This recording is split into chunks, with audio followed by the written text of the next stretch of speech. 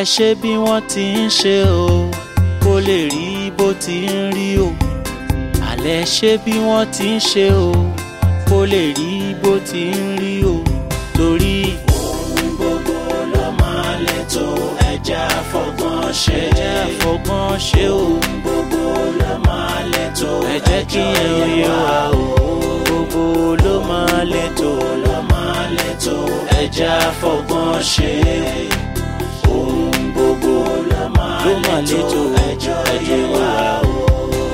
Ṣàká pàràtà ṣóhun là ń sìn tọ́ ṣọ̀hán là ń rìn ajénímú ní ìpẹ́kọ̀rọ̀ ẹ ò rí bí wọ́n ti ń ṣe nílé yín lè yàtọ̀ sí tiwa bí wọ́n ti ń ṣe nílé yín èèwọ̀ ilé bàbá tiwa ní ìdúnà wa ṣóhun ni ó sọ owó wa ìdúnà wa ni ó sọ bó wa yóò ti rí bá fipá mẹ́ṣin dòdò a ò lè fipá fún lómi mu bá fipá mẹ́ṣin dòdò a ò lè fipá fún lómi mu ẹ ṣe bí wọ́n ti ń ṣe o kó lè rí bó ti ń rí o àlẹ́ ṣe bí wọ́n ti ń ṣe o.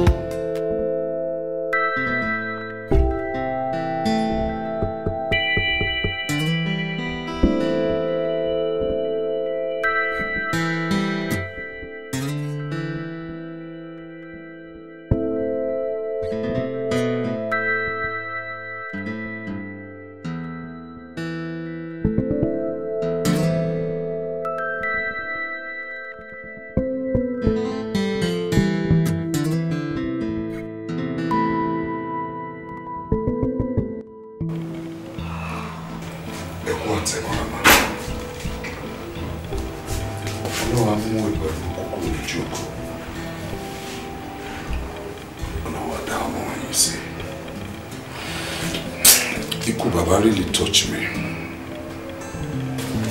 And nífẹ̀ẹ́ mi, mójútó mọ́ mi dáadáa. Máa dúró tí wọ́n ní gbogbo wa. Má jẹ́ kí wọ́n fi ìgbà kankan ronú. Wọ́n máa wà pẹ̀lú wọn.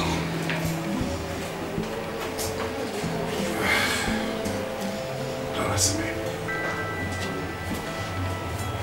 Don't worry, it is well.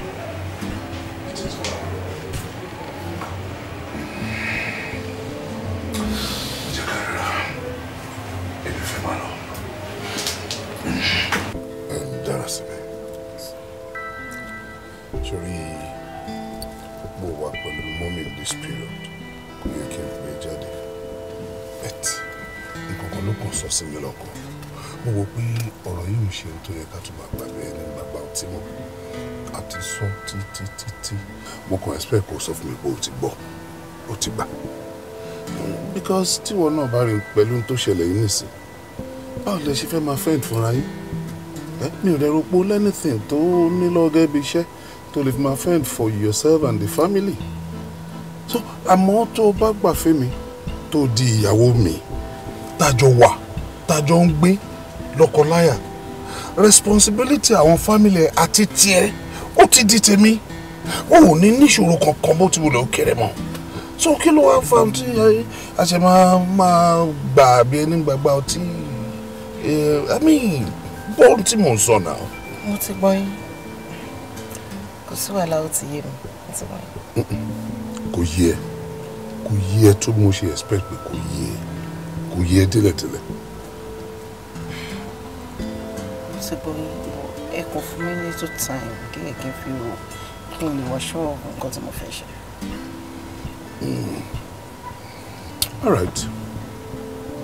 Mo ti gbọ́ ẹ kò sí problem má kàn jẹ́ kó take care forever. Take care of you.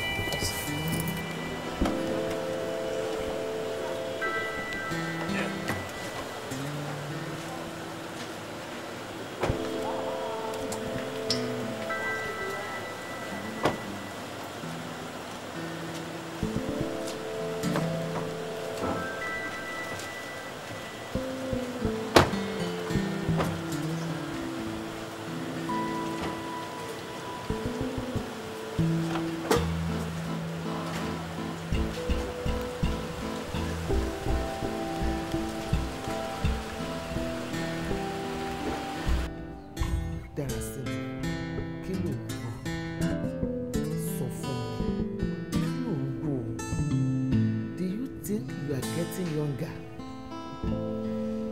Ó kéré sí ó ń dàgbà sí ni. Lóòótọ́ ló dàgbàjà àwọn ẹgbẹ́ ẹ̀ lọ. Ṣùgbọ́n ọkùnrin mélòó ló fẹ́ sọ fún pẹ̀lú stáṣù ẹ̀ tó máa bìlíf pé éèjì báyìí nìyẹn. Nǹkan tí mo sọ kọ́ nìyẹn. Nǹkan tí mo sọ ni pé chief ti dàgbà jù. Tẹ́ bá ní kí n fẹ́ chief bí ìgbà tẹ́ ẹ ní kí n fẹ́ gbẹ bàbá mi ni ẹni tó tó bí mi lọ́mọ. Ẹgbọ́n rògbòmù tọmọ mi sọ jáde lẹ́nu. Chief ti dàgbà jù. Jọ sọ ẹ̀sìpírẹ́sì ẹ̀ fún mi lórí ọ̀rọ̀ ọlọ́kùnrin dé. Ṣé ti Àyùbá tó fẹ́ tó jẹ́ pé gbàgbós ni ní gbogbo ìgbà? Àbí ti Káyọ̀dé tó fẹ́? Ṣé kí n bẹ̀rẹ̀ sí ní kà á lọ bẹ́ẹ̀ ni? Téèyàn bá try right tí ò bá work á lọ sí left. Èmi ò lè fi ẹ̀kọ́ tanná fún ẹ o. Ó máa bẹ́tà kó dá ṣèfù lóhùn. Mo mọ̀ pé ó yí ẹ tòró yé mi náà. Ó yẹ kó yé ẹ dáadáa. Sinagala sungo elele mae, sinigali e mare iya, kambalo ni mu akmankale loni au. Darasimi, sórí nǹkan tí àgbàlagbà bá jókòó báyìí tó ń wò tọmọdé bá garùn títí ó lè má rí. That is for pé mo sí kòjọ ẹ̀bẹ̀ kòjọ kínní. Àwọn náà bí ẹ and she wants the best for you. Tiffany, I swear I am tired. As in, I am confused. Mi ò mọ nǹkan tí mo fẹ́ ṣe mọ́. Mọ́mì kò jọ bí ẹni sunkún, kò jọ bí ẹni ń bẹ̀bẹ̀. Maybe kí n jọ, kí n accept it you. Ṣé kò ní lẹ́yìn? Darasimi, àwọn Yorùbá bọ̀ wọ́n ní nǹkan tí àgbàlagbà rí tójú ẹ̀ fi jìn tọmọdé bá nàgà báyìí látẹ̀yìn di ọdún tó ń bọ̀ ó lè má rí. Mom sí ní pọ́ìntì tí wọn ṣórí gbogbo abiyamọ láyé yìí wọ́n fẹ́ ibi ìdẹ̀rùn fún ọmọ wọn ibi tọ́kàn èèyàn máa ti balẹ̀ so mọ́mí ò lè rí gbó kán tiẹ̀ sí ti pé bóyá ó máa lẹ́yìn àbí kò lẹ́yìn o pọ́ìntì yẹn nìyẹn. Then another thing ìwọ náà ló sọ fún mi gbogbo bí chief ṣe nice sí yín tí ó pàtìgbà tí Popsi ti kú this man has been all over you and mom don't take care yín don't shoulder responsibility yín. Even before kidda that is tó kú you see and ṣorí ní life yìí gbogbo ala deserve a very good man pẹ̀lú bó ṣe ń ròyìn chief yìí wọ́n máa jẹ́ good person so mi ò ní mind tó bá fún wọn ní trial. Tiffany, this man is too old. He's not old. He's old boy, old wine. Nígbà tó ń sọ pé àwọn old ẹ̀ wo gbogbo several guys tó ti ń date. Gbogbo àwọn boys say you máa run after him. Most of them are not even ready. Wá wò wọ́, tó ń bá máa sọ̀rọ̀ lọ, tó ń bá máa sọ̀rọ̀ bọ̀, ó tó rí bó ṣe tóbi, ó dàbí àǹtí mi, ó dàbí mọ́mì mi. And gbogbo nǹkan bẹ́ẹ̀ yẹn kò make any meaning. You can't continue with those boys. They are not willing. Wọ́n already. Gbàtà dé ti rí pé chief ń sìn. Wọ́n náwó ìfẹ́. Ìwọ náà náwó ìfẹ́ sí wọn. Tí ẹ ṣì máa bá wọn ṣe lọ́nà. Ọlọ́run á jẹ́ kó já síbi ayọ̀. Yes, baby. You know I always want the best for you. Why not give it a try? It will end well. Trust me.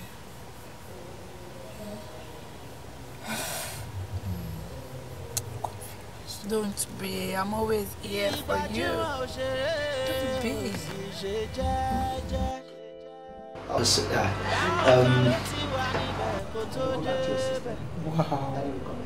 Wow. This guy is just too much. I said, it's too good. Nífẹ̀ẹ́ mi, àbó òre ni.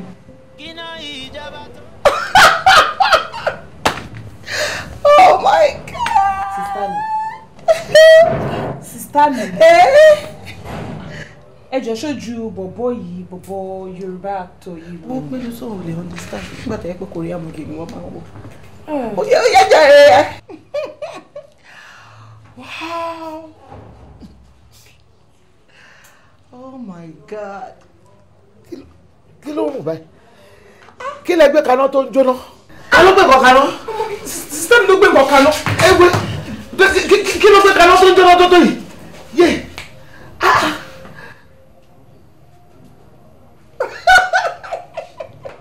Dára sí mi! Dára sí mi! Ẹ gbà mí, kí ló mú ẹ? Kò sí. Fíìmù ló wò, ó gbé nǹkan kaná. Ló ń jóná tó tó yìí, ó lè jókòó sí níbàyìí, ó rẹ́rìn ìyà lórí pọ̀ wo fíìmù. Ó gbé nǹkan kaná. Mo ti gbẹgbẹ. Ẹ gbà mí. Mo ti gbẹ. Ẹ gbà mí. Kò ṣe pause. Ẹ gbà mí lọ́wọ́ ọmọ yìí. Ok, mo ń bọ̀, máa wò náà. Nǹkan mà ti ń ṣọmọ dára sí mi. Ó jókòó sí di TV. Ó dẹ̀ ń wo fíìmù lọ. Ó ti rẹ́dì. In fact, wọ́n ti mọ̀ fún yín lọ́tẹ̀ yìí. Ọ̀fẹ́sà sọ pé mo fẹ́ sọ̀rọ̀ tó ń láwà sẹ́kúrú àwọn orí kiri látàárọ̀ ṣó rí tí light one light gbọ́dọ̀ light sí. Ìtẹ̀ni ẹni ìfojú rìn yìí. Aláyé ọ̀pá wọn bẹ́ẹ̀ ọgọ́nà wà mẹ́rin ni. Wọ́n dẹ̀ ti pè wọ́n, wọ́n ti ní pé ká máa bọ̀. Yóò sí gbọ́bẹ̀.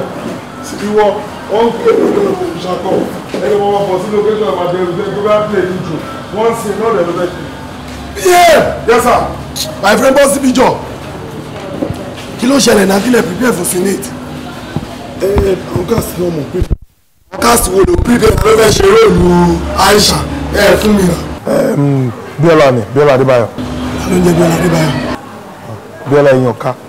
Ìyànká àti ìgbà wo ṣé ẹ ṣì ń ṣe fíìmù ni? Ẹ wá pè wá sórí sẹ́ẹ̀tì mi. Ó ṣì ń ṣe fíìmù dà. Ẹnu kí ló fọ́ nínú ẹ̀rẹ́rìn àmì ìmọ̀ kan tí mo sọ ṣé lè mọ ẹ tó ń jẹ́ bẹ́ẹ̀. Òun fẹ́ ló ti ṣe fíìmù kan tó ń tẹ́ lọ báyìí Màbó. Mo mọ̀ Màbó. Mo wo Màbó náà ṣé ẹ fi. Ọmọ yẹn ló bà fíìmù yẹn jẹ́ o. Ó ní nice concept. Òun gangan ló ó bàjẹ́ ni kò mọ́ ọ̀tí náà bá àwọn dàrẹ́tọ̀ òun gan ló ń gbé Bíọ́lá Adébáyọ̀ sí fíìmù. Ok, bóyá owó shooting nìyẹn but ó tún ṣe fíìmù kan náà tó ẹ pé ó máa mi ìlú títì sọ́ọ̀rì ọmọ ẹ̀. Bẹ́ẹ̀ni dákẹ́ sọ́ọ̀rì mo wo tíṣà yẹn náà kò dáa sọ́ọ̀rì ò dáa rárá ó ń ṣe dáadáa bẹ́ẹ̀ ni kí ló ń ṣe yín náà ẹ̀rẹ̀ máa máa wọ èèyàn dẹ́ ok kò tiẹ̀ sí wàhálà ṣé mo yẹ sins ti Aisha níṣà 18 sins ló lọ́ ń prepare ó mọ̀ nǹkan tó máa ṣẹlẹ̀ fún mi látọ̀ actor ni mo fẹ́ as an actor orí oníbíọ́lá Adébáyọ̀ yẹn mọ yẹn ṣe fún yẹn tiẹ̀ kọ́ wù down bí mọ̀ ẹ get actor now ṣé ẹ̀yin ò arrange for actor ni ó ṣe mí kan so business tiẹ̀ yẹn kí ló kọ́ ẹ̀mí ń bẹ̀ ó dẹ̀ sọ fún mi bó ń ṣe mí kan ìgbà tó ń ṣe mí kan kì í bẹ́ẹ̀ lùgbó kí ló ń wò kí ló dé tó ń wẹ̀yìn. Wọ́n ti ṣe mí kọ̀ọ̀kan yẹn tán ni ó dẹ̀ ti wọ costume. Oh my God. Ọmọ yẹn máa wà disappointed. Nínú èmi àbí ara títí ẹ̀. Ẹ sà nínú yín ni o. In what sense? Ọmọ yẹn like yín ó kò ní jẹ àlá ó like yín gan so ti máa lọ sórí ilé ìfún wa ó máa break out ẹ. Very short of jọ kí ni ṣòro bí mi mọ nǹkan tí mò ń sọ kí n tó máa sọ ó like Bíọ́lá Adébáyọ̀ like him wá súnmọ́ bí náà súnmọ́ iye tí mo ti rán sí olórí ọ̀pọ̀ sí náà tó bá gbọ́ àwọn nǹkan tó wá sọ fún mi ó dín di èmi ṣé ó máa tó ń bọ̀ sọ̀rọ̀ ṣá. Ibi tí problem yẹn gangan wà nìyẹn àwọn tẹ̀ ń sí gangan ni problem ọmọ yẹn fẹ́ kí iṣẹ́ yẹn cast ó fẹ́ kẹ́ work up to him one on one kẹ́dẹ̀ sọ fún pé Bíọ́lá o mo like ẹ o òun báyìí ni o kó dẹ̀ wọlé wá lọ́wọ́ alẹ́ kó dẹ̀ ṣẹlẹ̀ pum kẹ́nìbọ̀dì máa mọ̀ kó tó ṣẹlẹ̀ nìyẹn. ó lè ṣọ́ nǹkan tó ń sọ kí ni mo lè fi búra ó ṣọ́ọ̀jù kú lọ. ìwọ ló ń bá ọ̀ṣun àyè ọgbọ́n tó bá jẹ́ bẹ́ẹ̀ ọmọ ẹ̀yà àti mo ṣeré wo mo ti wo Màbó olórí burúkú àtọ̀ ni ó kì í rò lẹ̀ pa ìgbà tí mo wo tíṣà sọ́ọ̀rì mo kàn ń bí ìfẹ́ ni because inú ń bí mi pé báwo lèèyàn máa ṣe kó gbogbo acting jọ sójú kan ṣọ báyìí yìí tí ó dẹ̀ fẹ́ gbá bí tó yẹ kó gbà kọjá kalẹ̀ help life tó yẹ ẹ̀ má kú mẹ́sẹ̀ àyígbé gbogbo ọ̀dọ́ wa náà ni. èmi kọ́kọ́ bá mi mú pé mọ̀ tó jẹ́ pé ó kó acting ẹ̀sà nǹkan tó máa ọmọ ẹ̀yà àgbákọ́ actor ni ó mọ̀ nǹkan tó máa ṣẹlẹ̀ ó lọ ọkọ̀ sùn kó wá ọmọkùnrin sins yẹn pọ̀ òun gbọ̀ngàn náà dẹ̀ ló lè ṣe mọ́ arákùnrin ta mi ibi tára ń ta mi dé. ìwádìí ìṣòṣìwò nìyẹn nígbà tí àgbà tó nǹkan ṣe ẹ̀ níṣẹ́ kí ló máa tẹ̀mí wá sọ́ọ̀tẹ́ẹ̀lì òṣì báyìí fún. in fact níbo ni producer yẹn wà náà. gosh gosh kí ló ń ṣẹlẹ̀. mo ti ń lọ mi lè ṣiṣẹ́ yìí mọ́. please just calm down calm down. what rubbish. Oh well, please calm down. Jọ̀ọ́, explain nǹkan tó ṣẹlẹ̀ gangan. Okay, number one, idiot tó pẹ̀rẹ̀ ní PA Olúmídé Bákàrẹ̀ yẹn lọ́ọ́ fún èmi. Ó lọ́ọ́ fún èmi Ọ̀gbẹ́ni Adémọ́lá. Ní àbúrò mi ẹgbẹ́ àbúrò mi kẹ́rin mà ní. Calm down, tell bá wa. Kí ló ṣẹlẹ̀? Okay, number two, check profile mi kẹ́ tó pè mí fúnṣẹ́ yìí. Why? Semi-skilled production manager ọgbẹ̀rún 4x4 bẹ́ẹ̀ni 4x4 fún Ọ̀gbẹ́ni Adémọ́lá. Damn it! Calm down. No! Kẹ́tọ́ pè mí ṣé mi ti sọ fún yín tẹ́lẹ̀? Gbogbo orúkọ mi kẹ́tọ́ pè mí ni. Ṣé o pé mo ti ṣiṣẹ́ kékèké ni? Kẹ́kọ̀ọ́ fi make name látara mi ni mo ṣe wá bá yín ṣiṣẹ́ náà. Calm down, all well, calm down now. Ó jẹ́ kí wọ́n náà rí profile Let's àwa go. náà. Calm down now, ṣáà náà ya fíìmù tí ò dá ni. Kí ló ń ṣẹlẹ̀ náà? Hòtẹ́ẹ̀lì tá a wá yìí wá PM kí ló ṣẹlẹ̀ gangan?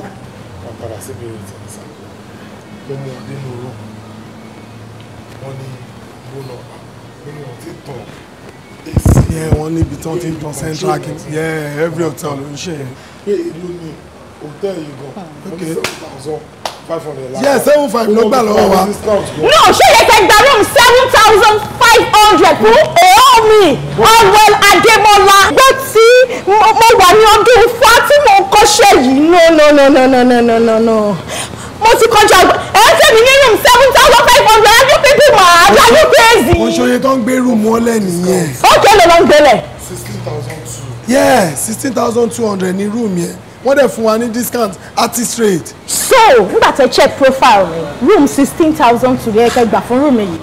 Oh well, just calm down. Don't tell me to calm down. Wọ́n gbọ́ ọmọ kan tó ń ṣe orí ẹ̀ pé. Ṣé bí ẹ bá pẹ́ ní onímọ̀ sọ pé room yẹn 16,200. Oh well, o ní láti calm down. Àwa náà kì í ṣe fíìmù burúkú náà. Ṣe fíìmù burúkú. Yeah. Kí wọ́n lè in fact wọ́n mi tẹ̀ ẹ̀nẹ́jọ́ láti bá yín rò. Tẹ bá ti rẹ́dì láti ṣiṣẹ́ gidi ẹ pè mí. Ẹ yẹ pé mi fún mi ṣẹ́ náà dáadáa báyìí mọ́. Irú ọ̀rọ̀ wo lélẹ́yìn náà? Tó bá yẹ sọ pé ẹ ta fíìmù síta kò ná lùbáríkà. Ó ṣe máa ná lùbáríkà nígbà tí ẹ bá ń kìlọ̀kulọ̀ lọ odindi star actress. Ẹ sọ o fẹ́ máa lọ́sìn. Kì í má lọ. No, ṣé wọn gan ló pè mí síṣẹ́ yìí ni? Ìwọ kò sọ mi ní business pẹ̀lú ìwọ kọ́ ló pè mí. Ngbà wọn gan ni wọn gan join industry tó ń bá mi sọ̀rọ̀ anyhow tó bá yín pé àmì fi wà náà ń lówó fún mi. Kí ló bá gbogbo yẹn dé? Gbogbo yẹn kan kóra yín jọ ikán ògbé kan. Bọ̀ ṣé o fẹ́ dáwọ́ padà fún wa ni? àǹfààní ẹ̀dá come and find me. Ṣé o fẹ́ dáwọ́ padà fún wa? Ẹ ṣe bí wọ́n ti ń ṣe o kó lè rí bó ti ń rí o. Àlẹ́ ṣe bí wọ́n ti ń ṣe o kó lè rí bó ti ń rí o. Torí ohun gbogbo ló máa lè tó ẹja fọgbọ́n ṣe ohun gbogbo ló máa lè tó ẹ jẹ́ kí ẹ̀yọ́ yẹ wá o. Gbogbo ló máa lè tó. Ó ní iyọ̀ tí ò lọ. Ó jẹ́ kó níwájú mọ́tò tó ń ṣe bí kinní alábòsí. Yẹn ló máa kọ́ increase salary. Ó ti ta ohun tó wáyé ò dá ohun tó wáyé ò dá wọ́n kò kọjú sí ìyàwó ẹ̀.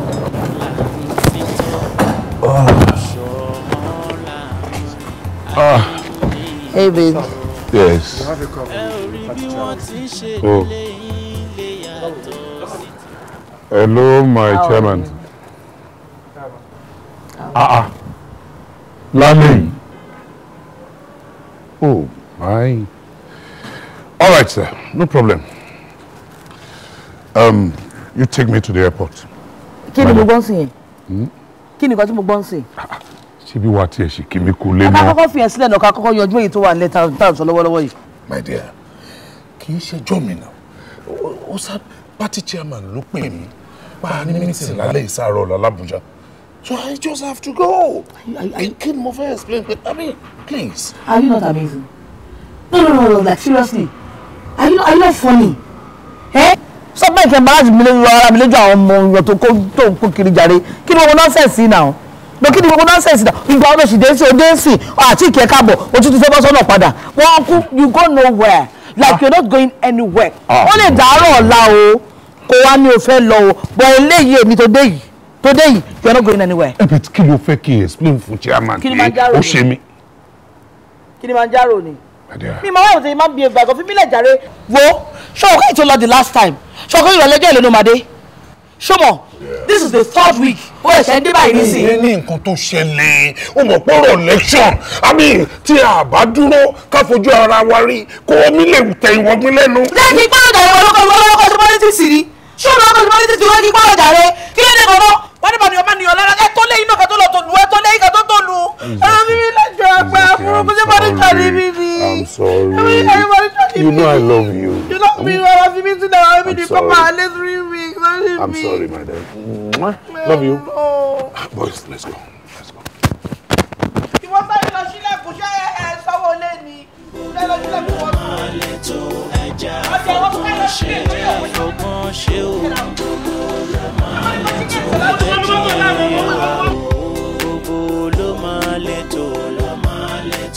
Ẹja fọgbọ́n ṣe ohun gbogbo ló máa létò ẹjọ́ wa o. Ṣàká parata ṣóhun là ń sìn tọ́ ṣọ̀hán là ń rìn ajénímú ní ìpẹ́kọ̀rọ̀. Ṣo láìkẹ́ ṣá. Ẹ ò rí bí wọ́n ti ń ṣe nílé ilé yàtọ̀ sí tiwa bí wọ́n ti ń ṣe nílé yín. Yeah, how are you? Yes. Share any time with. Ta ló bí ọ̀rọ̀ lọ́wọ́ ẹ̀. Gbogbo nǹkan tí n bá sọ fún ẹ dákẹ́ kó fi ti ara ẹ bọ́ tí n bá ní kó sọ̀rọ̀ ní kó sọ̀rọ̀. Láńlọ́ọ̀dù yín ni. Bẹ́ẹ̀ni láńlọ́ọ̀dù wa dáàdì. Tuntun àbí? Mo rò pọ̀ dé ni ẹ. Ṣé o ní láńlọ́ọ̀dù bí tẹ́lẹ̀ ni? Asọ̀rọ̀ sọ bótò.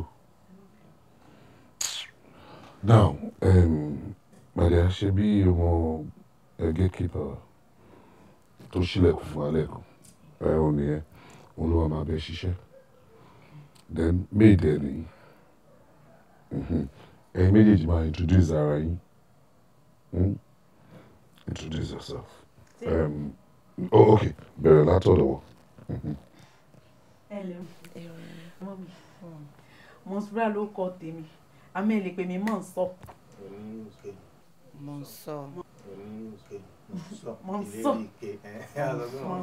Ìbàdàn ni mo ti mú wa. It's okay. Ó yá jàre Baba Gate. Rárá, ẹni tó wà lẹ́yìn ẹ̀. Introduce ara ẹ jàre. Jeremy dẹ̀ ń wò yìí gúnlé lábàgà mi àlàbí igi. Yóò lásìkò yẹ́rìí gbogbo gate tó wọ bí tó wọ estate tó tún jáde kúnlé lábàgà ọ̀wà wa ló dúró sí. Tó lè bá wa wọlé gúnlé àdìsá gúnlé lábàgà mi àlàbí igi erin ni. Gbogbo lè tó ń bọ̀ yẹn tó bá bẹ́ wọlé láì ṣe nǹkan kan fún ó máa bẹ́ẹ̀ síta padà ní o máa tún wá pé wọlé tí máa pé wọlé tán màmá ní kó máa kiri rówó òun. Kì í it's okay kì í ṣe bí ló ti máa pààyàn mo ti sọ fún ẹ ṣé o mọ̀ pé ó dáa ká sọ̀rọ̀ yàn kéèyàn bá bẹ́ sórí ń jọ́ tí ọ̀rọ̀ ẹ̀ bá sú ẹ ìwọ sá ti shut ẹ̀ up ìyẹn ó gbọ́ yẹn tó bá ti fẹ́ lọ jìnnà tó bá ti fa okùn ẹ̀ ó máa maintain. Musician kí ni ó ṣe babaláwo gan rí. Ẹ wo ṣe rí àkọsẹ̀jáyé mi gangan níbẹ̀rẹ̀ pẹ̀pẹ̀ orin mo fẹ́ kọ mo kọ́kọ́ bẹ̀rẹ̀ pé máa gọ́ingọ́in tó ń jóun kú mi ni àwọn èèyàn wà wò pé àwọn olórin tí wà wájú tó yẹ pé gbogbo wọn ti níràwọ̀ wọn ò ní jí o tètè mí bọ̀rọ̀ wọn ò ní jí o tètè láti kó máa èmi ń bá wọn fa mo ti bẹ̀rẹ̀ orin ni orin àkọ́kọ́ tí wọ́n kọ́kọ́ gun stage báyìí wọ́n pẹ̀jẹ̀ kú bẹ́ẹ̀ ni ìjì tí wọ́n jì ẹnu géètì mo bára mo ti ń ṣiṣẹ́ lẹ́yìn. ó máa bẹ́tà ẹnu géètì ló máa kú sí báyà bẹ́ẹ̀. Idiot. Get out here. So, my dear, àwọn nìyẹn ohun tó fẹ́ máa bá fà nìyẹn bet ìwọ máa fún ọ lórí ọ̀fẹ́ ìwọ tiẹ̀ tó àsọ̀rọ̀sọ bótó yẹn a máa kọrin a máa ṣe oríṣiríṣiríṣi just shut him up ọ́ ẹ lè máa lọ. Feel at home. Yes. Kí ni tiẹ̀? She's your house. Feel at home. I'm advising him. Ẹ ṣe. Yes. ǹlẹ́ mọ́mì. The body. Wà á kàn kú dànù. Bọ́dé.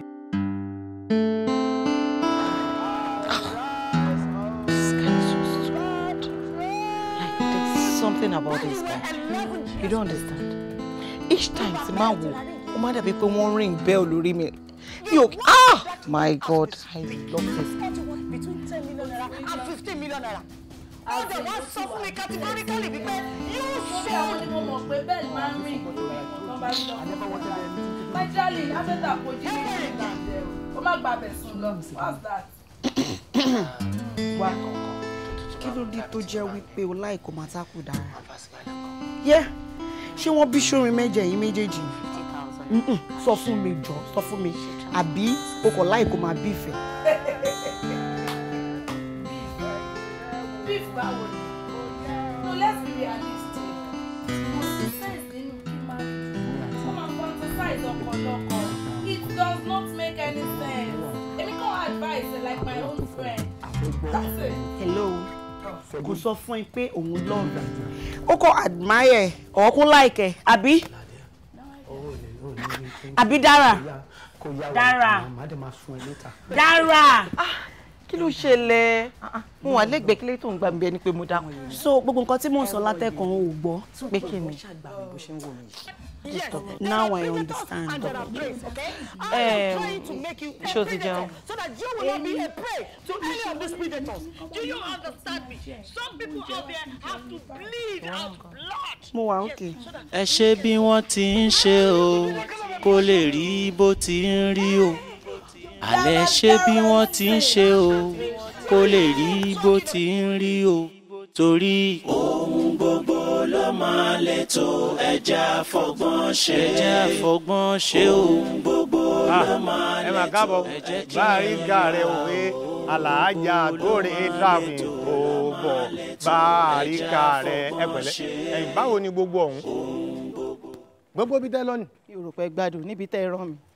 Ìwọ̀n bí mẹ́ta lè mi dá kémi ọ̀ràn yín sẹ̀ nǹkan ọ̀gán tí mo kàn lè ṣe ni pé ká ní ẹ̀ ìgbà tẹ́ fẹ́ dágbére nísìnyí ọjà lẹ́ ń lọ èmi ọ̀gẹ̀ nítọ̀ ẹ gba séǹjì díẹ̀ ẹ bá ń ra rúbọ̀ torí mo fẹ́ ràn ẹ́ rú.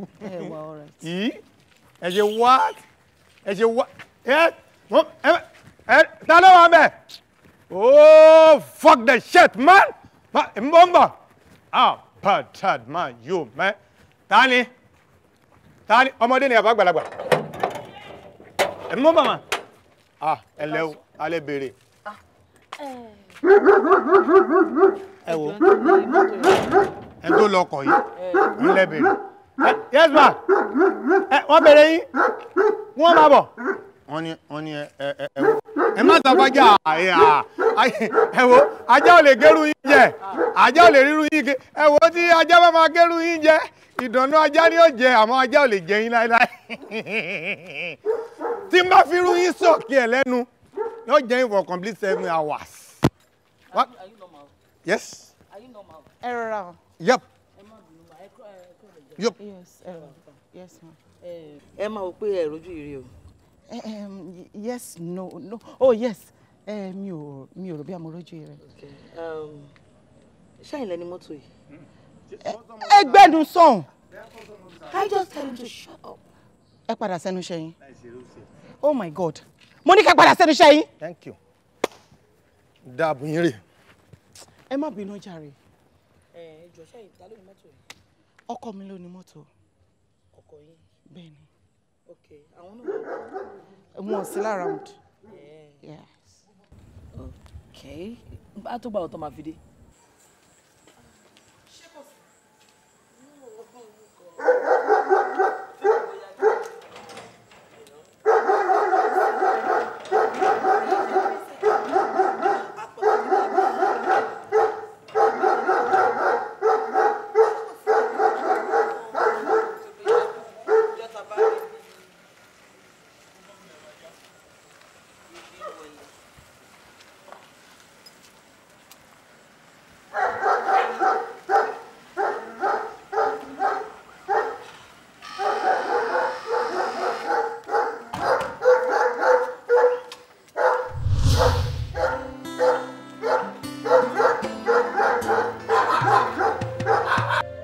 ló tún fẹ́ sọ gangan náà èèyàn wò ṣùṣù ó fi ẹnu ara ẹ̀ pé ra ẹ̀ ní ìyàwó ẹ̀ ó ní ìwọ lọ́kọ òun ẹ kí nìkan tó ti fẹ́ gangan náà dá mi lóhùn ṣé ó ń jarán àbí kò mọ nǹkan tó ń sọ àbórí ẹ̀ ò pé dá mi lóhùn wo Jubril Bàdéjọ mi ní gbà nǹkan tó máa bẹ́ẹ̀ fà ò ní believe ẹ̀. Tinúọlá ó má ṣe rẹ̀ léṣe wait jẹ́ kí n sọ̀rọ̀ náà jẹ́ kí n explain. ọ̀rọ̀ wo ló wà lẹ́nu ẹ̀ tó fẹ́ sọ ìwà àgbàyà òpònú aláìlérò yìí do you think I'm stupid ṣé o rò pé mi lọ́pọlọ ni àbí mi mọ̀ wọ́n tẹ́tí mi gbọ́ ní ọ̀dá mi lóhùn wo sórí by the time tó bá ṣe tán pẹ̀lú ẹ̀ gbogbo nǹkan tá a ṣe báyìí tí ilé ìfijọ́ gba bàbá àgbọ́ bẹ́ẹ̀ ni mo sọ fún ẹ gbogbo ọ̀rọ̀ pátì pátápátá ni mo máa sọ fún gbogbo nǹkan tó ṣe. ṣé ibi ni kò máa gbọ́ ni jẹ́ kó gbọ́ náà máa dé explain fún wọn pé ọmọ bàbá tó ń bá mi ṣiṣẹ́ tẹ́lẹ̀ tó kú sẹ́nu iṣẹ́ ó ní ọmọ tí mò ń tọ́jú àmì lẹ́mi tẹ̀lé wọn ṣé àyè ń gba ọkà dẹ́yẹ ẹ̀rù ni ọmọ bàbá tó ń bá mi ṣiṣẹ́ nìyẹn náà dára sí mi ṣé wo ò mọ́ ni.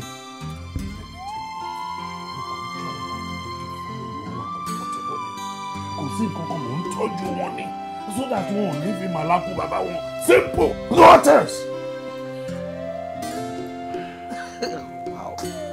Oh no.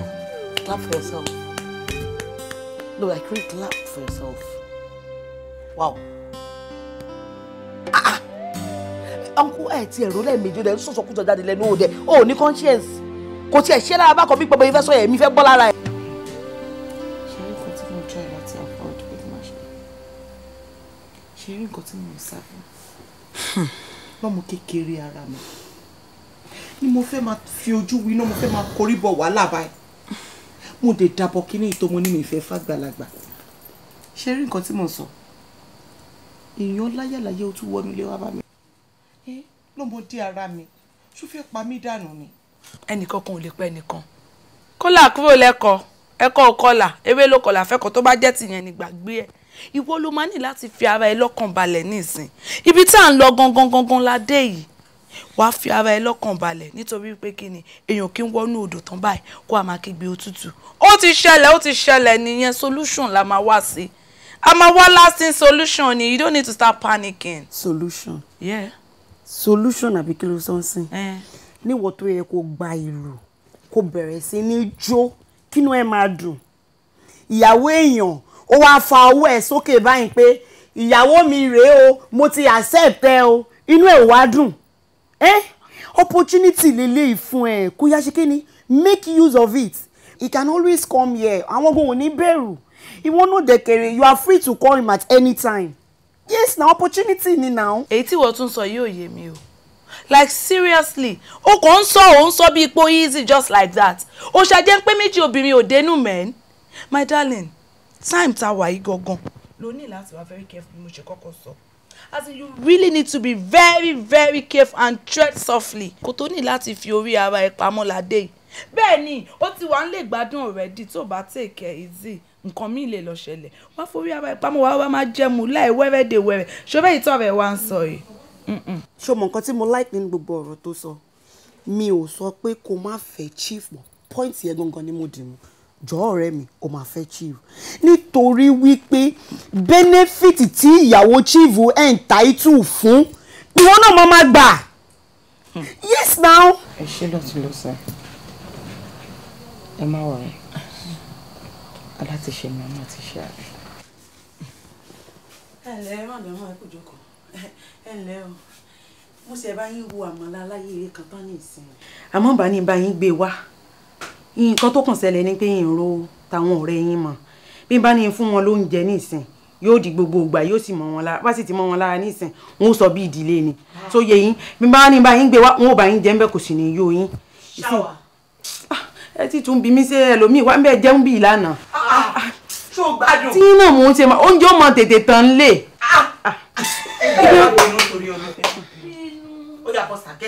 Are you mad?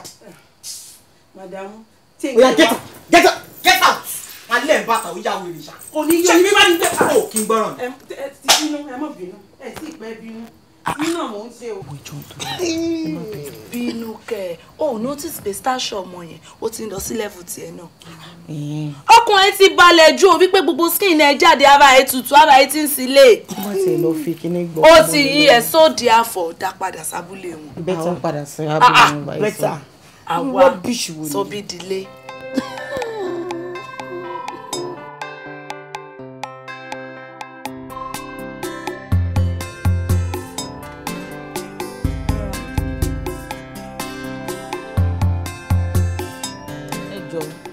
Akọ ajá abìnrin òṣì lẹ́sẹ̀ tó ń gbé nílé ìlú ìgbé. Akọ ajá sá. Sájá tí ń bẹ lẹ́nu géètì o. Kémọ̀ sakọ abo ni gbogbo èèyàn ni máa ń sọ pé ó jakọ. Sẹ́rí tí ń bẹ lọ́ọ̀kan wáyé gangan. Bẹ́ẹ̀ bá jáde lẹ́nu géètì nísìn. Ilé tó dojúkọ wà ẹ̀kan géètì wọn. Ibẹ̀ wọ́n ti ń sin. Àpòlòpọ̀ ẹ̀ ti dàrú. Àpòlòpọ̀ ń sin alárùn ọpọlọ nídìílé yìí. Wèrè pọ́kọ́pọ́kọ́ tó ń gbé ìbànú kòkò jáde fún mi jàre kó yé ṣe bí wèrè. Ẹ̀yin ìyá lè mú dẹ̀rùn ẹlòmíràn ẹ̀jẹ̀ gba wípé. Kí ló ṣe yín tẹ̀ ń rọra? Dúró ná. Orí mi ọkùnrin tẹ̀ balẹ̀. Aya ẹ̀ ò tiẹ̀ já. Aya kò ẹ̀ gan o. Bí ọmọ ṣe ní ìyẹn kò ṣẹ́ wípé bí àkọ́kọ́ fẹ́ burúkú fẹ́ ṣẹlẹ̀ sí ẹ. Because me wà lálàáfíà rárá, I didn't come in peace. Má fi kan kúnlẹ̀ fún mi. Má fi kan kúnlẹ̀ fún mi. Má kúnlẹ̀ bòsí, má kúnlẹ̀ orí burúkú fún mi bíbáyìí. Kí ló ṣẹlẹ̀? Ẹ kí ni nǹkan tó ṣẹlẹ̀ gangan náà? Àti ìdúró náà wá náà.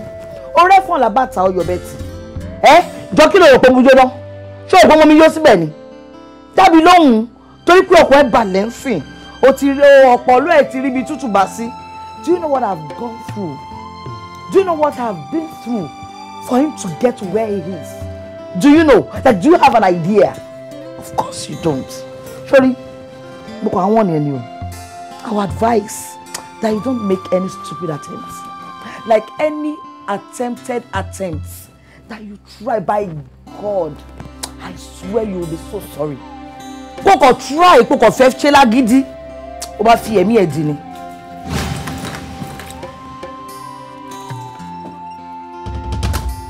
Madam ẹ dìde wọ́n ti lọ ẹ dìde. Àmọ́ ẹ dúró láàrin èmi àti mi. Tí gbogbo tí ń sọ sóòótọ́. Ó gbàdùn ọwọ́ ilẹ̀ ló ṣe ọ̀nà pé sọ̀rọ̀ rẹ̀. Ọ̀daràn mo tẹ́ ẹ ti ẹ̀gbọ́n tí mo fẹ́ béèrè náà. Tí báwọn wọn lẹ̀ tí ìrọ́kọ̀ àìsí àfọ́ mi létí. Ẹ má bínú. Ó dùn mí o. Ẹ jẹ́ kí n fẹ́ ní tọkàn mi fẹ́. Ẹ jẹ́ kí n bẹ́ ní tí wọ́n bá lọ rèlé o. Ẹ jẹ́ Ṣé o máa jẹ́ kí èmi náà sọ? Tó lóun sọ fún mi ẹsẹ̀ pé kò sí problem. Ìwọ tó ń fi mí lọ́kàn balẹ̀ gan, ó sì mí báyìí láti protect mi. Ẹ jẹ́ kí n fẹ́ ní tọkàn mi fẹ́. See, I'm tired of all this. Mi ò lè wò sí gbogbo yìí tì í. Ó tọrọ mò ń sọ. Wọ́n ní kí n fọkàn balẹ̀ ni. Ìjọ́ mo fẹ́ ṣe gbogbo eléyìí dá. I'm tired of all this heat, I swear. Wọ́n sọ fún mi pé wọ́n lè ṣe nǹkan kan ni. Jọ ṣé wọ́n wà nígbà tí ìyàwó ẹ̀ wà ni. Ká ní ìyàwó ẹ̀ ti máa pa mí sínú ilé ìyá bí ó kún àwọn èèyàn, I don't know. Ipò ṣe anything fún mi, ṣó wà níbí láti protect mi ni. Mo ti gbọ́ sùúrù yìí náà ni. Èmi ti gbọ́ jọ akọni mi tó díjọ́ o.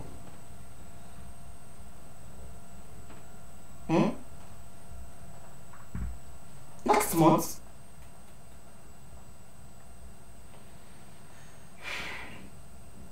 Yeah, I'm with you. Next month. Ti gbọ́ kò sí wàhálà. Ọlọ́run aṣọ yín dé láyọ̀. Mo ń bọ̀. Ó díjọ́ o. Next month. But ṣé o rántí wípé 2 months ago mo fojú mi kan last? Or to the next month? Akọni. Jubril. Mo fẹ́ kó mọ̀ wípé àrùn ṣòkòtà o.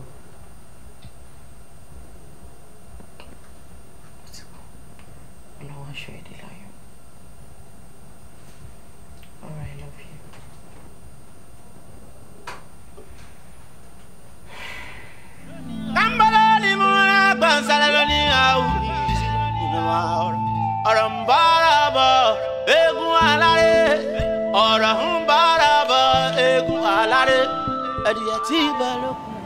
Okay, very good. How many see? 20. Okay, very good. You see problem here because OJ, but you need to come out with that. Very good. So only 300. Then you had my own there. If you really want to make him work with you, make it 350. Yeah. No, you have a problem. You have a problem. To batiri mi otiri olumi there. Very good. Once you pay the money, go check me Iba. You send me the teller. Then I'll give you a date. Emilia. Emilia can say, "Okurimita Jankalaya." Very good. Daniel. PM Tomo, yeah. Daniel, PM Tomo, yeah. Well done. Sure. If I meet Okay. Okay, for that art together. Very good. Very good.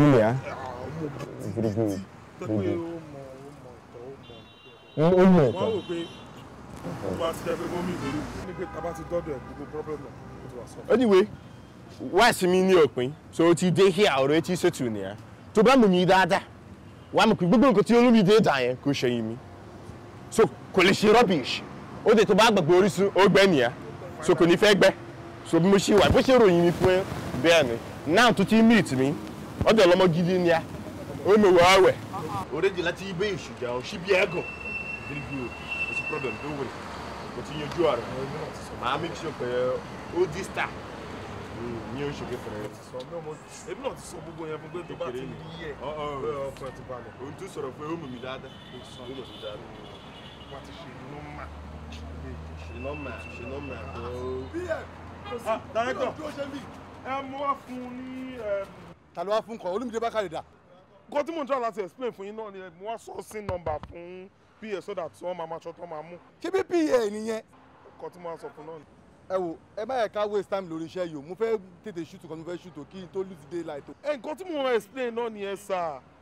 Mo wá sourcing number so that wọ́n máa ṣọ́ tán máa mú fún Olúmídé. Okay, good. Then script mi tí mo kó fún ẹ ńkọ́. Ẹ sà ó wà lọ́wọ́ continuity sà. Ẹ jọ̀ọ́ wá lọ bá mi gbà Okay, number me. It's a picture in there. Kò sí nǹkan tí mi ò lè ṣe. Don't worry about No, it. kò sí nǹkan tí mi ò lè ṣe. Ma dere la mu. O ti meet me aye ti da ma lo. Thank you. So my contact ya. Okay, sir. Very good.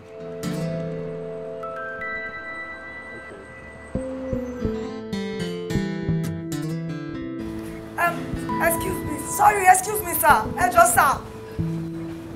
Ẹ jọ̀ọ́ yín ni mo ń bá sọ̀rọ̀.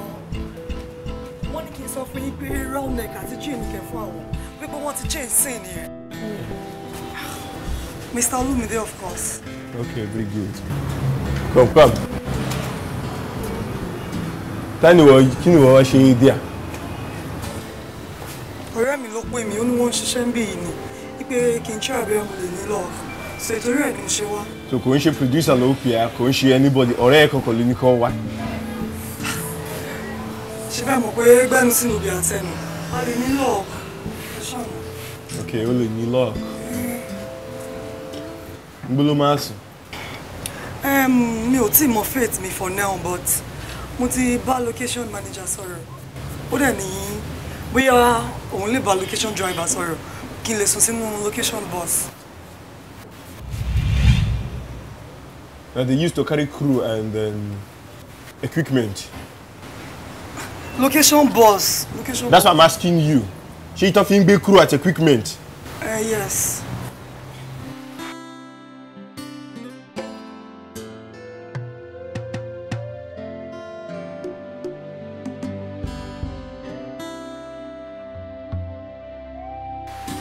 As you be. Ushiri. Waka ko inside. Very good. Show me. Your money. Oh, mommy. But Olumide lọ́rọ̀ ẹ. Kò dẹ̀ ṣàlàyé fún ẹ bí mo ṣe jẹ́. Báwo o mọ̀ bí mo ṣe jẹ́ tí o bá ti mọ̀ mi o mọ̀ èèyàn your life can just go haywire all of a sudden. Even the Olumide himself, I made him start to delay you a lot of stars like that in this movie industry. All of them, Ayuba don't direct, Moko direct him. Bolo she that mean I'm a very generous person. Not a problem. Okay, so go nibi to my house. Airport, you can sleep in my room. I'm just a very generous person. Not that money could move achieve la. But to buy me room me, wash your gidi. My room is fully AC booked. It's not any out room. I sleep in a suit. Executive suit here. So if you want to be to buffet shedada, you can come and then go shemo gidi kile tomo. It's not a problem for me. Then the fate that you're looking for up and down, I can eventually make you a star. It doesn't take me anything. Me, I'm a producer. Timu come back with one local.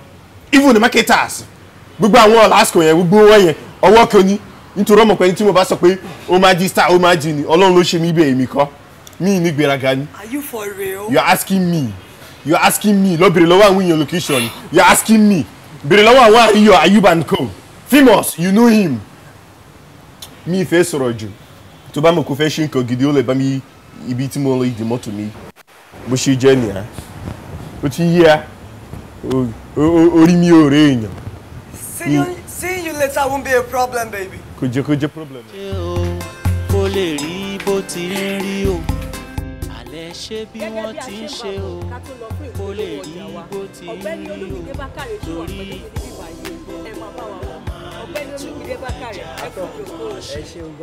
Ọ̀gbẹ́ni Olúmídé Bákàrè ká tó lọ fún ìpolówó ọjà lẹ́ẹ̀kan ẹ ń ṣàlàyé fún wa bí ìrìn àjò yín ṣe bẹ̀rẹ̀ lórí eré orí ìtàgé. Ẹ ṣeun gan atọ́kùn méjì ni ìbéèrè tẹ́ papọ̀ sínú ara wọn fún mi ṣùgbọ́n máa bẹ̀rẹ̀ níbi tí ìbéèrè yẹn parí sí. Ẹ béèrè lọ́wọ́ mi pé ìrìn àjò mi lẹ́nu iṣẹ́ mi ẹ dẹ̀ béèrè ọmọ ìlú tí mò ń ṣe. Ok gẹ́gẹ́ bí òwe àwọn Yorùbá wọ́n ní a kì í nílé baba ká má ní tìyá. Òótọ́ ni. Lebanese ni bàbá mi ilẹ̀ Lebanon ni bàbá mi ti wá oníṣòwò ní Lagos Island ibẹ̀ ló ti pàdé màmá tó bí mi ọmọ tó jẹ́ ọmọ Mọdákẹ́kẹ́ Àkọ̀ráyé ọmọ Ògúntẹ̀lúdé ọmọ mi tí mo bá rógún mọ́. Kí ló dé orí tèmi gan mú bí báyìí. Nílẹ̀ Ọ̀ṣun so mi mo bá àwọn méjèèjì ṣe pàdé ara wọn ṣùgbọ́n ibi tí wọ́n ti bí mi nìyẹn bọ́ ṣe àmọ̀ pé lọ́dọ̀ wọn Olúmídé tí mò ń jẹ́ yẹn ìdílé àwọn ìyá mi ló fún mi lórúkọ Olúmídé Bákàrè actually torí pé àwọn bàbá mi ti pẹ́ ní Lagos Island Bakri ni wọ́n ìdílé mùsùlùmí ni wọ́n Abubakar so àwọn náà ń pè ní Bákàrè lẹ́ni so Olúmídé Bákàrè nìyẹn. Ìbéèrè tẹ́ wá béèrè ìṣèkejì yẹn nípa iṣẹ́ mi atọ́kùn mo wà nínú àwọn èèyàn tó gbọdọ̀ máa dúpẹ́ fún Ọlọ́run Ẹlẹ́dàá púpọ̀ because ṣe rí ìrìn àjò mi Ẹlẹ́dàá kàn mú ní kóyákóyá fún mi. Tẹ́ bá ń gbọ́ pọ́n máa sọ pé àwọn èèyàn kan wà tán lucky mo wà lára àwọn èèyàn tó lucky yẹn ní film industry because tabawo iye ọdún tí mo fi bẹ̀rẹ̀ sí practice kò tí ì lè ju bí ọdún 10 lọ. Mo ní ọ̀rẹ́ kan nílùú Abẹ́òkúta olórúkọ mi lòun náà Olúmídé Olúkòkun àwa ọ̀rẹ́ wa a máa ń pè ní Dallas ó ní ilé ìgbafẹ́ kan tó ń pè ní Open Gate so Olúmídé yẹn ní àbúrò kan famous náà láwọn ọ̀rẹ́ kan Àyùbá Ṣódùkẹ́ Kọ̀wí Ọ̀jẹ́ládé wọ́n pọ̀ bẹ́ẹ̀ wọ́n máa wá ṣe fíìmù wọn lọ́dọ̀ ọ̀rẹ́ mi yẹn so one of the times tó fi wá ṣe fíìmù ńjọ́ kan àwọn tíátà wọn máa ń yá nǹkan gan a máa ń yá nǹkan a máa yálé onílé a máa ń yá ọmọ ọlọ́mọ wọ́n bá mi pé ẹ̀gbọ́n ẹjọ́ ẹ yá wa ní mọ́tò yìí ok mo wá fún wọn kọ́kọ́rọ́ mi wọ́n ṣáà lọ fi ṣe fíìmù tó ń ṣe ẹ mọ̀ mo mọ àbúrò ọ̀rẹ́ mi tó wà láàrin wọn bẹ̀ so mo láti fún wọn ní kọ́kọ́rọ́ mọ́tò ni ìgbà táwa ṣe yẹn tán ọkọ tó wá kó mẹ́jọ yẹn sọ mi pé sí nǹkan wá o àwọn fẹ́ kí n wá àwọn ọkùnrin àkan àtobìnrin kan wọ́n máa bá wọn wọ́n máa fọwọ́ kan ra wọn èmi máa wá máa sọ pé ọkùnrin yẹn gbá ìyàwó mi níbo èmi ò ṣe o ọ̀rẹ́ mi ṣáà ní bá wọn ṣe náà ọ̀rẹ́ bá wọn ṣe mo ṣáà bá wọn ṣe báyìí táwọn tá fi máa ṣe yẹn tán mo ti rí táwọn girls wọn dẹ̀kẹ̀ tí ń wò mí èmi dẹ̀ láìkó obìnrin gan. ẹkùn. so ibi tí bírìn àjò mi ṣe bẹ̀rẹ̀ ńjọ́ yẹn nìyẹn mo wá bá wọn ṣe later àbúrò ọ̀rẹ́ mi yẹn bó ṣe bọ́dẹ̀ mi ṣe pè mí lórí fóònù yẹn mo wà ní I think I was àbúrò Dallas yẹn ó wá sọ fẹ́ gbọ́n ẹ̀ pé òun fẹ́ ṣe film mi ṣàmọ̀ Dallas ṣàpè mi ṣàpè òun fẹ́ kí n bọ́ àbúrò òun ṣe fíìmù kan náà láìkì mákẹ́tà àwọn náà láìkì yìí tí mo ṣe yẹn níjọ́ wo síjọ́ wo sista mi bí mo ṣe bẹ̀rẹ̀ nìyẹn o.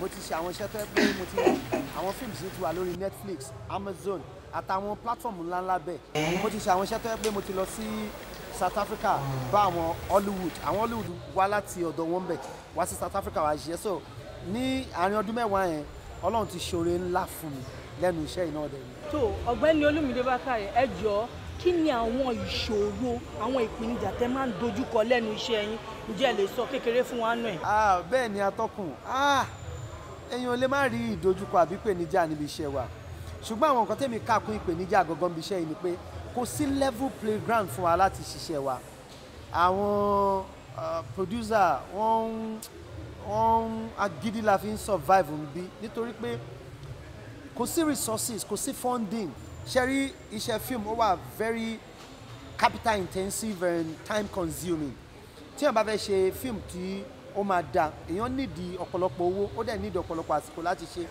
ṣùgbọ́n àwọn nǹkan tó jẹ́ ìdojúkọ àti ìpèníjà lọ́dọ̀ wa ń bí ni pé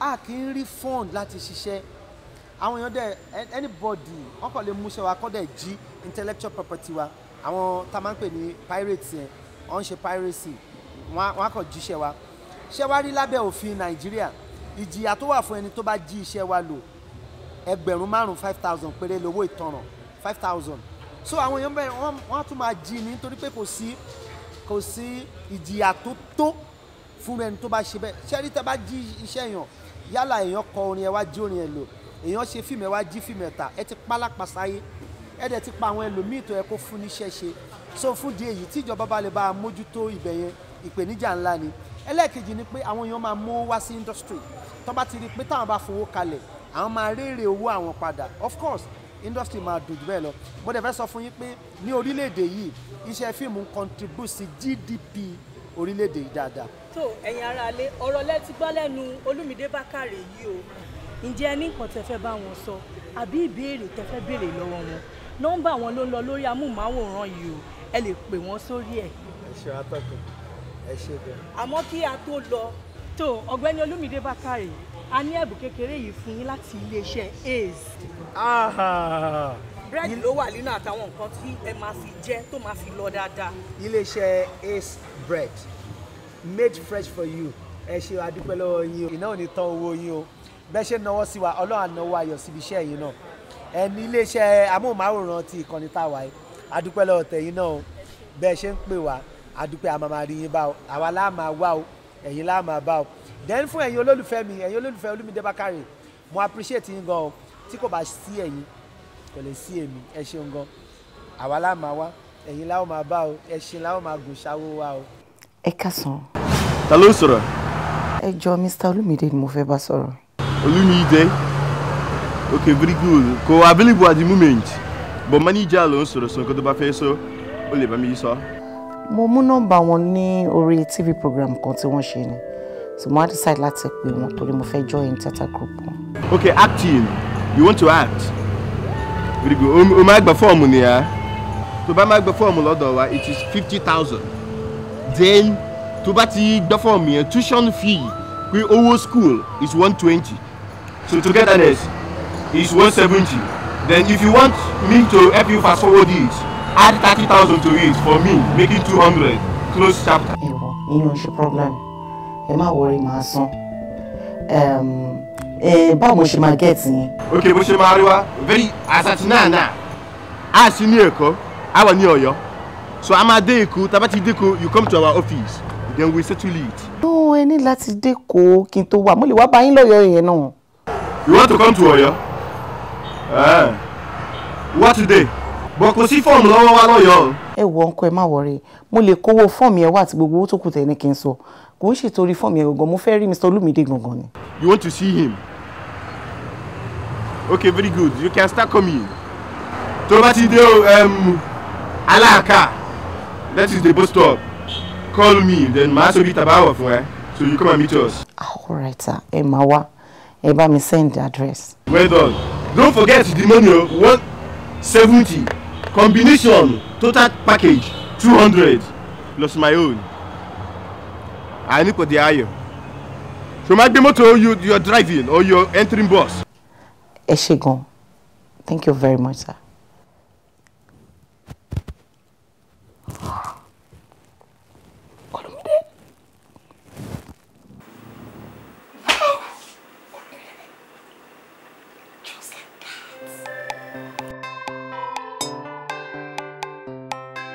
Ẹ ṣe bí wọ́n ti ń ṣe. Cut! Bọ́ kí ló tó fi gbáyàn lójú bẹ́ẹ̀ náà, bọ́ mo sọ fún ẹ̀ náà. Báwo ni màá tó lójú náà? No, don't tell him sorry. Ẹ lè máa sọ sorry fún iṣẹ́ tẹ̀yìn ọmọ dà. Ẹdúró. Mo ti bójú Olúmídé Bákàrè jẹ́. Ọwọ́ ẹ ní sùúrù náà. Ṣé kì í ṣe bọ̀bọ̀ tó sọ pé fẹ́ ṣe boyfriend mi? Òun náà ni. Mọ́ mi ń pè ọmọ tó sọ pé fẹ́ ṣe boyfriend mi, ṣé kì í ṣe òun lélẹ̀? Ṣé tó ń pẹ́ ní ilé ọmọ náà, producer wa lélẹ̀ Oh my God! Níbo lẹ ti mú wá nígbà tó jẹ́ ìpè kan máa kówó èrè àtàsírí wá sórí set? Olúmídé Bákàrè. Script yẹn sọ pé boyfriend mi máa kiss mi. Definitely bọ̀bọ̀ yìí máa kó sọ́ọ̀sì mi lẹ́nu ni. Anyway, jẹ́ kí mechanic padà sí workshop ẹ̀. Ṣé torí mistake ilé àbí? Kí tiẹ̀ calm down, kí ló tí wọ́n kàn máa ń da gbogbo nǹkan? Ṣé wọ́n ló gbá lójú ni o? Ẹ lọ sọ professional wá fún mi. Wọ́n kéde ọ̀dẹ́ ní ṣiṣẹ́ ìwọ́n tí bá iṣẹ́ ìkẹ́pẹ̀ mi lọ́mọ àlè. I know my word. I am Allwell Ademola. Ẹ ṣáà mọ̀ ká tó pé ẹni. Ó wẹ̀ calm down náà. Àwọn kan ló ti wà níbẹ̀ kó tó dé. Báwo don't do this now? Ṣé kí ló dé tó máa ń fa wàhálà lórí set every time? Tí máa fa wàhálà, okay, ó ní wàhálà ni mí àbí? You know what? Send account details ẹ sí mi. Màá dánwò yín padà. Àwọn sísè tó ti ṣe gan o máa dáwọ́ padà báwo ni kí ni kí ló ṣe sẹ́wọ̀n ẹ̀? Àwọn sísè mo ti ṣe.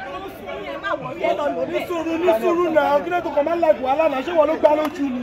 Ṣé mi ló gbá lójú? Mo ò lè ṣiṣẹ́ pẹ̀lú ẹ̀, kí ló ṣẹlẹ̀ sí? Okay, má bínú torí Ọlọ́run. You know what? Ẹ sọ fún lọ́ọ̀yà yín kó pàdé mi kọ. Allwell, please don't do that. Allwell.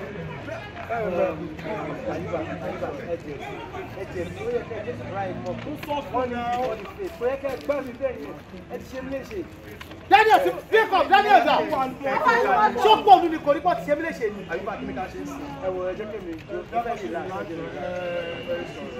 Daniel, you no go leave phone abi idiot. Phone yẹn ti ṣoṣo yẹ ká ọwọ́ ẹ̀dùn tí dá ti tiẹ̀ sí ni. Gbogbo kan ló máa ń mú káàkiri. Bọ́ nìkan ní sá. Ayuba, ọkọ̀ ọlọ́pàá fẹ́ lọ́wọ́ tí ń gbé lọ o. Kí n fẹ́ ní tọ́. Ẹ jẹ́ kí n bẹ́ ní tó lọ́wọ́ mi o. Mo lè jẹ́ kí n fẹ́ ní tó mi o. Kàlàáfíà lè jọba. Wait on. Okay. I don't know because also quickly tell Dr. Kushi hold on for a while because it's still going to take time before he finishes on set. If there is anything you want to talk about because time is going, although the same way local, now if there is anything you want to talk to him about, tell me now. If it is about acting, I am the person in charge of the acting techniques and everything. Even don't share this time, Kushayimi. So that I will monitor him and he will not go astray. So it's better you tell me now, so I will know how to put it together and put you through. Actually, personal issue. What is personal? There is nothing personal about him. Personal about him is me. Because so it's better you tell me now. Because eventually, if you tell him, he will tell me, oh. Tí bá wá jẹ́ nǹkan tó máa ṣe é ní àǹfààní tó lè jẹ́ pé ẹnu Olúmídé ni mo ti gbọ́ mo lè destroy here mo lè má jẹ́ kó bọ́ sí. That is how disciplined I am. But if you insist that you want to tell him yourself, no problem. He's still on set. It might take him like 3 hours before he finishes. If you can wait. I don't mind. In fact, Mama dúró dé ohun tó bá máa fi tán. Mo ti like it. O jẹ́ ní tó ní akínkanjú ẹ̀ ó mú àgídí ní ọwọ́. Keep it up. Stay here. When it's time and then he finishes, I'll come and call you. No, I'm not cross. Baby, she in here. Me be no me lolly. stay there. ọ̀rọ̀ ń bára bọ̀ eégún aláré ọ̀rọ̀ ń bára bọ̀ eégún aláré ẹ̀dìyẹ tí balógun ara òrọ̀ kun ara òrẹ́ di ẹ̀dìyẹ tí balógun ara òrọ̀ kun ara òrẹ́ di. Thank God. To God be all the glory. Adoration to you, Ibeluke. Thank you. Thank you, Father. So, Daniels. Ẹni tó ló ń bèrè mi ńkọ́? Daniel. Ṣé bí o ló sọ fún mi pé ẹnìkan wá láti Èkó? Ó dẹ̀ wá ń set pẹ̀lú àwọn ẹ̀kọ́. Hey, that woman. Hey, she's there. We left her there. I think gbàgbé ẹ̀ síbẹ̀. There where? Ibi tó ti ṣiṣẹ́. Ó gbàgbé odidi èèyàn síbẹ̀. No, as soon as I'm sorry because like I mute here lọ síbẹ̀ ni. Oh, don't tell me like I lọ síbẹ̀. Oh, ní like I kọ̀kọ̀. Ọ̀dẹ̀ ni ẹni. I'm sorry nítorí bá ṣe ń kojú gbogbo rògbòdìyàn mi kò gbé nǹkan tá máa gbé ni mo dey move. Rògbòdìyàn kí ni? Ìwọ ló ń fíìmù látàárọ̀. I'm sorry. Pocket your sorrow. Irú èèyàn wo ni ẹ ná? Ọjọ́ la wà tá a ti ń ṣiṣẹ́ èèyàn wá látò dídí Èkó ó dẹ̀ bẹ̀rù you're so inhuman. My God, but that woman sef she's a very funny person. Okay, nígbà tí ó rí pé àti ìgbàgbé kò lè call attention mi. Mo fọlọ́ ń bẹ kí ni iṣẹ́ tiẹ̀ gangan tó ń ṣe fún mi tí wọ́n lè lọ dúró tí àlejò tó wá mi wá. Daniels, you are my bloody PA. Now please don't break my heart. Ẹ má bà mí nínú jẹ́. When I look at the load of work on me, I promoted myself. I'm your manager, please. Please. You are. I'm your manager. Orí ẹ̀ ti dàrú. Orí ẹ̀ ò pé. If you nyira mi lobby ni iyo ni mi. So many things in my head, bros. Call her. Sorry. Just call her. Can call. I need láti charge phone because phone mi ti kú. Kí ló ṣe phone ẹ tó kú? We need láti put it off because calls mi bí no look sílẹ̀. Mo ní ṣe fẹ́ pa mi ni. So mo ko put phone here off. Put it off. Hey, because while it's equal, look sodo, calls every now and then, 5 minutes. Open me, close we'll switch it off. Yes, sir. No, God, please, don't say that. No promotion, I mean, when I saw the load of work on me, I'm your manager, please. Oh, Yahweh, oh, come on, you. Oh, Yahweh, oh. Sorry. Okay, this is what's going to happen. Wà jáde ńsìn wá padà sí sẹ́ta ti ṣiṣẹ́ wá lọ pé obìnrin yẹn wá padà síbí má dẹ̀ gbé mọ́tò mi lọ. Please, that is. Get going, Joe! No, that is very dangerous. Now, that place that you are. Tabanika, kí ló fẹ́ padà lọ síbẹ̀. Ọ̀rọ̀ máa jẹ́ káríkò ṣe. Number 1, mo máa ṣe nù. Number 2, with all of the things tó ń ṣẹlẹ̀ gbogbo ìròyìn tá gbọ́ káàkiri. Àwọn tó ń dá màálù, wọ́n gbé èèyàn.